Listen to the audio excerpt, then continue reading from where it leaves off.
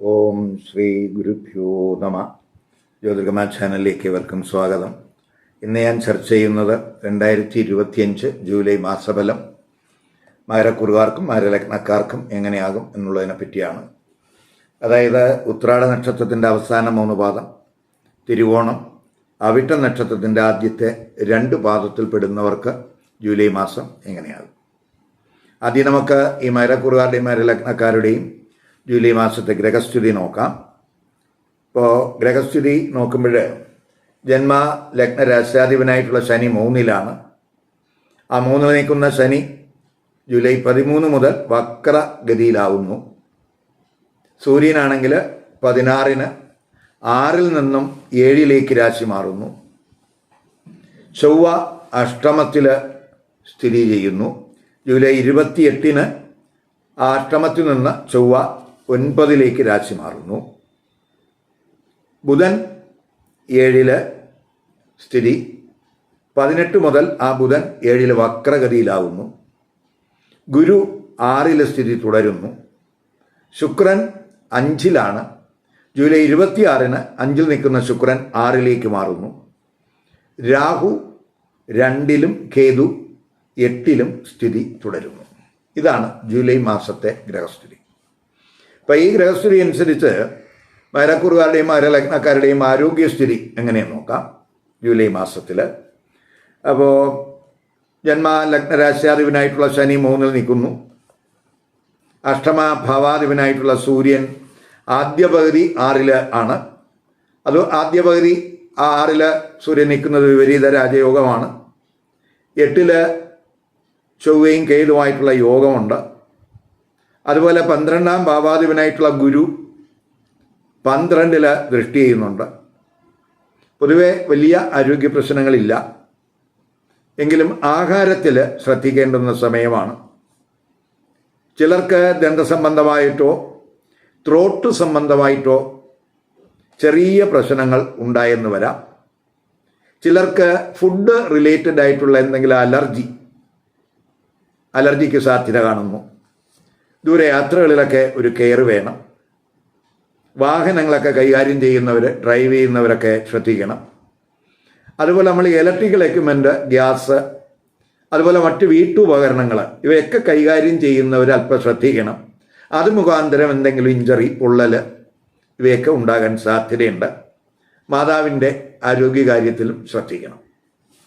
ഇനി നമുക്ക് തൊഴിൽ സ്ഥിതി എങ്ങനെയാണെന്ന് നോക്കാം. തൊഴിൽ സ്ഥിതി ചിന്തിക്കുമ്പോൾ കർമ്മഭാവാധിപൻ ശുക്രനാണ്. ആ ശുക്രൻ 5-ല് ത്രികോണ സ്ഥാനത്ത് 5-ാം ഭാവാധിപനും കൂടിയാണ് ആ ശുക്രൻ 5-ല് ബലവാനായിട്ട് നിൽക്കുന്നുണ്ട്. ഗുരുദൃഷ്ടി 10-ലുണ്ട്.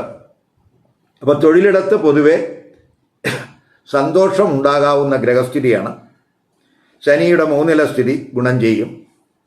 തൊഴിലിടത്ത് പ്രശ്നങ്ങൾ പരിഹരിക്കും. തൊഴിൽ മാറ്റങ്ങൾക്കോ പ്രൊഫഷണൽ തലത്തിൽ ഉയർച്ചയ്ക്കുമൊക്കെ സാധ്യതയുണ്ട്.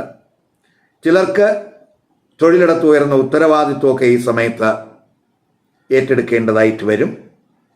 ചിലർക്ക് തൊഴിലിടത്തുണ്ടാകുന്ന തർക്കങ്ങളൊക്കെ പരിഹരിക്കാനുള്ള ഉത്തരവാദിത്വം ചിലപ്പോൾ അവരുടെ ഭാഗത്ത് വന്നു ചേരും. അപ്പോൾ പൊതുവേ നമുക്ക് ക്രിയേറ്റീവ് തലത്തിലൊക്കെ വർക്ക് ചെയ്യുന്നവർക്ക്, ടീച്ചേഴ്സിന്, കലാകാരന്മാർക്ക്, ഫിലിം ആർട്ടിസ്റ്റുകൾക്ക്, ഹെൽത്ത് മേഖലയുമായിട്ട് ബന്ധപ്പെട്ട് പ്രവർത്തിക്കുന്നവർക്ക്, നിയമം, സ്പോർട്സ് ഇത്യാദി മേഖലകളിലൊക്കെ വർക്ക് ചെയ്യുന്നവർക്ക് പൊതുവെ ഗുണാനുഭവം കൂടുന്ന സമയമാണ്. തൊഴിൽ അന്വേഷകർക്ക് ടെസ്റ്റ്, ഇൻ്റർവ്യൂകളിലൊക്കെ അവർക്ക് ഗുണാനുഭവം ഉണ്ടാകും. ജൂലൈ 26 കഴിയുമ്പോൾ വിദേശത്തൊക്കെ തൊഴിൽ അന്വേഷിക്കുന്നവർക്ക് തൊഴിലവസരങ്ങൾ കൂടുന്ന സമയമാണ്. അവർക്ക് തൊഴിൽ ലഭിക്കുന്നതിനും സാധ്യതയുണ്ട്. ഇനി ബിസിനസ്സുകാരെ സംബന്ധിച്ചിടത്തോളം ബുധൻ 7-ലാണ്. ആദ്യ പകുതി ബിസിനസ്സിന് വളരെ അനുകൂല സമയമാണ്. ദൈനംദിന വരുമാനങ്ങളൊക്കെ കൂടും, ലാഭവർധനം ഉണ്ടാകും. പക്ഷേ അവസാനത്തെ പകുതി ബിസിനസ്സിൽ അല്പം കെയർ വേണം. ബിസിനസ് കാരകനായിട്ടുള്ള ബുധൻ 7-ൽ നിന്ന് വക്രത്തിൽ സഞ്ചരിക്കുന്നു. അതുപോലെ തന്നെ അഷ്ടമ ഭാവാധിപനായിട്ടുള്ള സൂര്യനും ആ 7-ലേക്ക് വരുന്നുണ്ട് 16 മുതൽ. അപ്പോൾ അതുകൊണ്ട് ബിസിനസ്സിൽ തീരുമാനം എടുക്കുമ്പോഴൊക്കെ ഒരു ജാഗ്രത വേണം. അത് പുതിയ എന്തെങ്കിലുമൊക്കെ വെല്ലുവിളികളൊക്കെ ബിസിനസ്സുമായിട്ട് ബന്ധപ്പെട്ട് വരാൻ സാധ്യതയുണ്ട്. വിദേശ വിപണനത്തിന് വലിയ പ്രശ്നങ്ങൾ കാണുന്നില്ല. ഇനി വിദ്യാർത്ഥികളെ സംബന്ധിച്ചിടത്തോളം 5-ാം ഭാവാധിപനായിട്ട് ശുക്രൻ 5-ൽ ബലവാനാണ്. ഭാഗ്യഭാവാധിപനും വിദ്യാകാരകനുമായിട്ടുള്ള ബുധൻ 7-ലാണ്. പഠനത്തിന് പൊതുവെ അനുകൂലമായ ഗ്രഹസ്ഥിതിയാണ്. കലാപരമായ വിഷയങ്ങളൊക്കെ സ്പെഷ്യലൈസ് ചെയ്ത് പഠിക്കുന്നവർക്ക് വളരെ അനുകൂലമായിട്ടുള്ള ഗ്രഹസ്ഥിതി എന്ന് പറയാം. അതുപോലെ ഉന്നത പഠനം നടത്തുന്നവർക്കും വിദേശത്ത് ഉന്നത പഠനമൊക്കെ ആഗ്രഹിക്കുന്നവർക്കൊക്കെ അനുകൂല അന്തരീക്ഷം കാണുന്നു. കോമ്പറ്റിറ്റീവ് എക്സാമിനേഷനിലൊക്കെ പങ്കെടുക്കുന്നവർക്ക് ഗുണാനുഭവം ഉണ്ടാകും. ഇഷ്ടവിഷയങ്ങളിൽ അഡ്മിഷൻ സാധ്യമാകും. അതേസമയം അവസാനത്തെ പകുതിയൊക്കെ ആവുമ്പോൾ പഠനത്തിൽ അല്പം ശ്രദ്ധ കൂട്ടണം. വിദ്യാകാരകനായിട്ടുള്ള ബുധൻ വക്രത്തിൽ സഞ്ചരിക്കുകയാണ് 18 മുതൽ.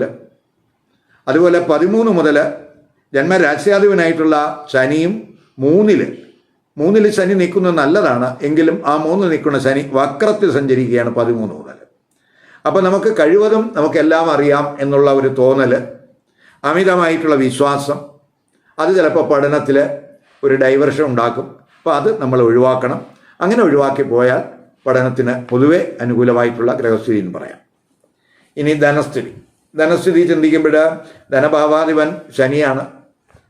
ആ ശനി 3-ലാണ് നിൽക്കുന്നത്. 2-ൽ രാഹുവുണ്ട്, 2-ൽ ഗുരുവിൻ്റെ ദൃഷ്ടിയുണ്ട്, 2-ൽ ചൊവ്വയുടെ ദൃഷ്ടിയുണ്ട്. അതുപോലെ 11-ൽ ശുക്രൻ ദൃഷ്ടി ചെയ്യുന്നുണ്ട്. അതൊക്കെ സാമ്പത്തികമായിട്ട് ഗുണാനുഭവം ഉണ്ടാക്കും. ആദ്യ പകുതിയൊക്കെ ഗുണാനുഭവം കൂടും. അവസാനത്തെ പകുതി നമുക്ക് ധനവരവിൽ ഒരു കുറവുണ്ടാകാൻ സാധ്യതയുണ്ട്. കാരണം ധനഭാവാധിപനായിട്ടുള്ള ശനി വക്രത്തിൽ സഞ്ചരിക്കുന്നു. ഭാഗ്യഭാവാധിപനായിട്ടുള്ള ബുധനും വക്രത്തിൽ സഞ്ചരിക്കുന്നു. 2-ൽ രാഹു, അഷ്ടമത്തിൽ നിൽക്കുന്ന ചൊവ്വ, ആ 2-ലേക്ക് ദൃഷ്ടി. അതുപോലെ 4-ാം ഭാവാധിപനായിട്ടുള്ള 4-ാം ഭാവാധിപൻ അഷ്ടമത്തിൽ സ്ഥിതി ചെയ്യുന്ന സമയം. അപ്പം കുടുംബവുമായിട്ട് ബന്ധപ്പെട്ട് കുടുംബച്ചെലവ് കൂടുന്നതിനിടയാക്കും. പ്രത്യേകിച്ച് വീട്, വാഹനം, വസ്തുക്കൾ ഇവയുമായിട്ട് ബന്ധപ്പെട്ട് ചെലവ് കൂടാൻ സാധ്യതയുണ്ട്. അപ്പോൾ ചിലർക്ക് അശ്രദ്ധ കൊണ്ട് ധനനഷ്ടത്തിനും സാധ്യത കാണുന്നു. ഇനി വിവാഹം, ദാമ്പത്യബന്ധം, കുടുംബജീവിതം എങ്ങനെയെന്ന് നോക്കാം. വിവാഹം ആലോചിക്കുന്നവരെ സംബന്ധിച്ചിടത്തോളം അത് പ്രതീക്ഷിക്കുന്നത് പോലെ മുന്നോട്ട് പോകണമെന്നില്ല. ചിലർക്ക് ആലോചനകളിൽ എന്തെങ്കിലും തടസ്സം നേരിടാം. ആലോചനകൾ നീണ്ടുപോകാൻ സാധ്യതയുണ്ട്. കമിതാക്കളെ സംബന്ധിച്ചിടത്തോളം പൊതുവെ സന്തോഷകരമായ ഒരു മാനസികാവസ്ഥയാണ്. 5-ാം ഭാവാധിപനായിട്ടുള്ള ശുക്രൻ 5-ൽ തന്നെ ബലവാനായിട്ട് നിൽക്കുന്നു 25 വരെ. അത് പ്രണയ ചിന്തകൾ ഉണ്ടാക്കും. ചിലർക്ക് പുതിയ പ്രണയബന്ധങ്ങൾക്കൊക്കെ സാധ്യത കാണുന്നു. 26 മുതൽ ആ ശുക്രൻ ശത്രുസ്ഥാനത്തേക്ക് 6-ാം ഭാവരാശിയിലേക്ക് രാശി മാറുന്നുണ്ട്. അപ്പോൾ അവസാനത്തെ വാരമൊക്കെ ആവുമ്പോൾ പ്രണയ പങ്കാളിയുമായിട്ടൊക്കെ ചെറിയ അഭിപ്രായ വ്യത്യാസം, തർക്കത്തിനൊക്കെ സാധ്യത കാണിക്കുന്നുണ്ട്. ഇനി ദാമ്പത്യബന്ധം പൊതുവെ സന്തോഷകരമാകണമെന്നില്ല. ദാമ്പത്യബന്ധത്തിലെ റിലേഷൻഷിപ്പിലൊക്കെ ശ്രദ്ധ വേണ്ടുന്ന സമയമാണ്. അവസാനത്തെ പകുതിയൊക്കെ ആകുമ്പോൾ ആ സൂര്യൻ 7-ലേക്ക് രാശി മാറുകയാണ്.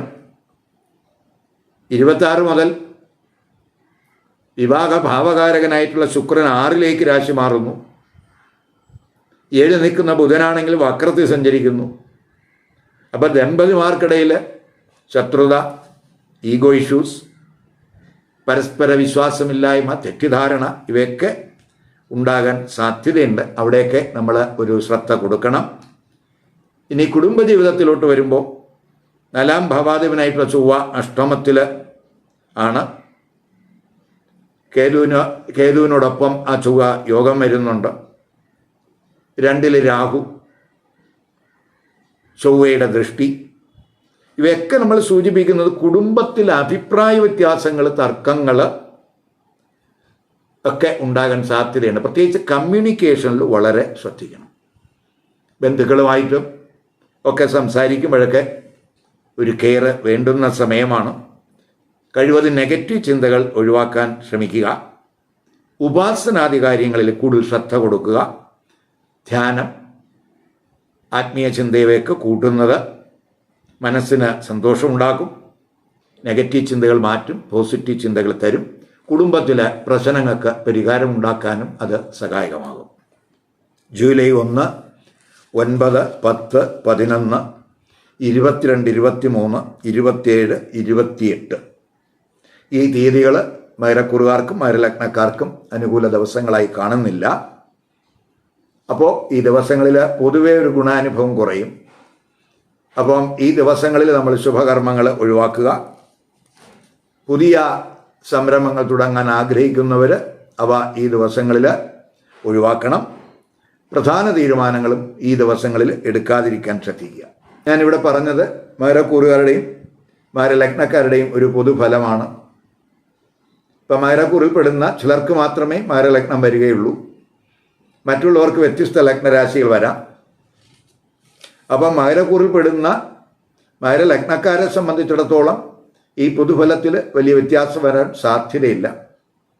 അതേസമയം മകരക്കൂറിൽപ്പെടുന്ന വ്യത്യസ്ത ലഗ്നരാശിക്കാരാണെങ്കിൽ അവർ ഈ കുറിൻ്റെ ഫലത്തോടൊപ്പം ആ ലഗ്നഫലവുമായിട്ട് ബന്ധപ്പെടുന്ന ആ ലഗ്നവുമായിട്ട് ബന്ധപ്പെടുന്ന ഫലവും കൂടെ ഇതിനോടൊപ്പം കമ്പൈൻ ചെയ്ത് കേൾക്കാൻ ശ്രമിക്കുക. മാത്രമല്ല, ഏത് നക്ഷത്രക്കാരായാലും അവർ മകരലഗ്നക്കാരാണെങ്കിൽ അവരുടെ കൂറിൻ്റെ ഫലത്തോടൊപ്പം ഈ ലഗ്നഫലവും കൂടെ കമ്പൈൻ ചെയ്ത് കേൾക്കാൻ ശ്രമിക്കുക. നമ്മൾ കൂറിൻ്റെ ഫലത്തെക്കാളും കൂടുതൽ കൃത്യത എന്ന് പറയുന്നത് ലഗ്നഫലത്തിനുണ്ട്. അതുകൊണ്ട് ലഗ്നം ഏതാണെന്ന് മനസ്സിലാക്കി കൂറിൻ്റെ ഫലത്തോടൊപ്പം അത് കമ്പൈൻ ചെയ്ത് കേൾക്കുക. നമുക്ക് മാത്രമല്ല, ഇപ്പോൾ നമുക്ക് നടക്കുന്ന ദേശ അപകാരം ഛിദ്രം, അത് നമ്മുടെ ജാതകത്തിൽ ഇഷ്ടസ്ഥാനത്ത് നിൽക്കുന്ന ഗ്രഹങ്ങളുടേതാണോ, ഗോചരത്തിലും ആ ഗ്രഹങ്ങൾ ഇഷ്ടസ്ഥാനത്താണോ എന്നുള്ളതിനെ ആശ്രയിച്ച് ഈ പൊതുഫലത്തിൽ വ്യത്യാസം വരും. അതൊക്കെ നമ്മൾ ജാതക നിരീക്ഷണത്തിലൂടെ മാത്രം അറിയേണ്ടുന്ന കാര്യങ്ങളാണ് എന്ന് മനസ്സിലാക്കുക. ഈ വീഡിയോ ഇഷ്ടപ്പെട്ടുവെങ്കിൽ ലൈക്ക് ചെയ്യുക, ഷെയർ ചെയ്യുക. അതുപോലെ സബ്സ്ക്രൈബ് ചെയ്യാത്തവർ സബ്സ്ക്രൈബ് ചെയ്ത് കാണുക. മറ്റൊരു പുതിയ വിഷയമായി അടുത്ത വീഡിയോയിൽ കാണാം. നമസ്കാരം.